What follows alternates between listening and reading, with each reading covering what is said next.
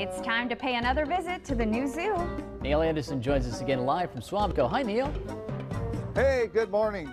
Well, we were just over by the black bear, but we're going to give you an update on one of our newest arrivals, who's only, I don't know, how many days, Jess, old?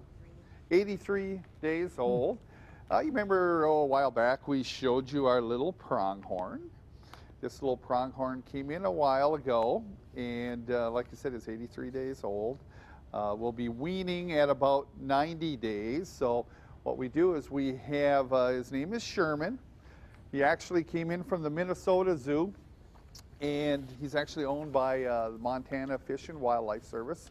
So we have him here on loan. He will join the pronghorn out on exhibit, and you can see Sherman's getting a morning bottle, and he'll get another bottle later in the day.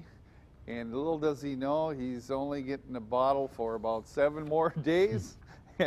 And then he's on to solid food. And you can see right here is we give him a herbivore diet, which he's doing real well with, eating well. You can see he's in great shape. But I want you to take a look at this little guy, and take a look at the size of those eyes. These guys, you know, especially on the pronghorn end of it, they have really large eyes, but they can see about 300 degrees.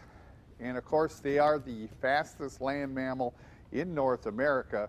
And really, when you think about it, across the entire globe as well, when it comes to long distance, like these guys can run up to speeds of almost 55 miles an hour. Wow. And they can keep that up for about a mile. So they're, like say, you know, they live out on the prairie, which you would assume they would, because, I mean, just the size of these guys and the eyes that they can see. So if you can see, they can see movement, approximately 4 miles away. So they're built, like say, for the prairie. Their bone structure is a little bit different too. It's a little bit lighter. You know, they've got, and here's what also is pretty interesting too, is you look underneath their hooves, they've got padding, and that's to cushion them when they're running. Because when they're reaching those kind of speeds, you can imagine the impact. And what they do is, you know, they really put a lot of the impact on the front of these guys.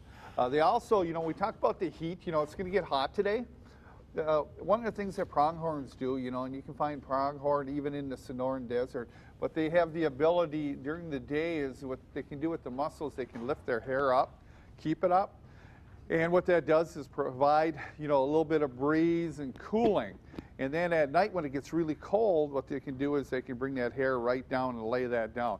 They have the ability to do that, you know, and keep that like that to go ahead and thermoregulate as well. Now, like say, Sherman's back here with Twix. Twix is one of the goats from the Children's Zoo as a companion, which really kind of keeps him nice and mellow, gets him used to having another companion, and won't be long that then he'll be moving out near the exhibit, probably down by the giraffes for a while, and then from there, he's going to go out on the exhibit as soon as he gets just a little bit bigger. Very neat. All right, cool. Neil, thanks a lot. We'll check back with you next hour. Hey, sounds good.